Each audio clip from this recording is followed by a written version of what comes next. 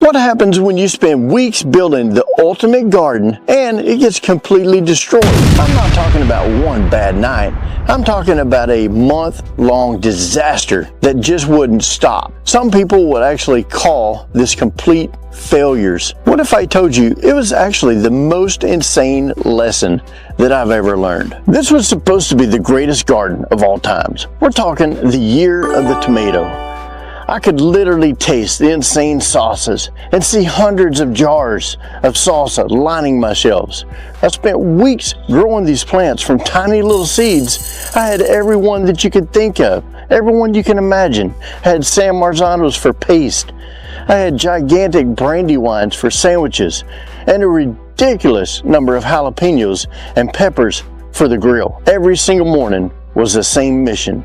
Check the soil, cut off any of the useless branches, and tie up every single vine to its own little trellis.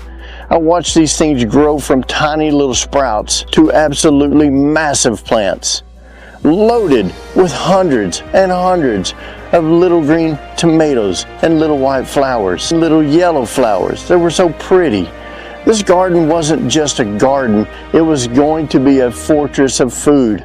I put all the hours of sweat and all my hopes and all this stuff in the meals I was going to prep. The pepper plants looked incredible. Their leaves were so shiny and they were covered, tiny little flowers. I literally thought that I had done everything perfectly. I had the best soil, the perfect watering schedule. I mean, it was picture perfect garden.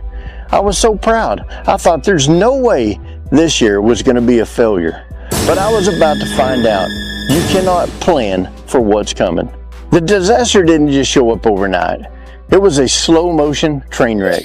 It started with the rain, and not just a little bit of rain.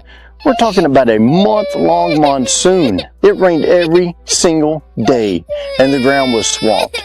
The air was soaking wet, and my perfect garden was literally drowning.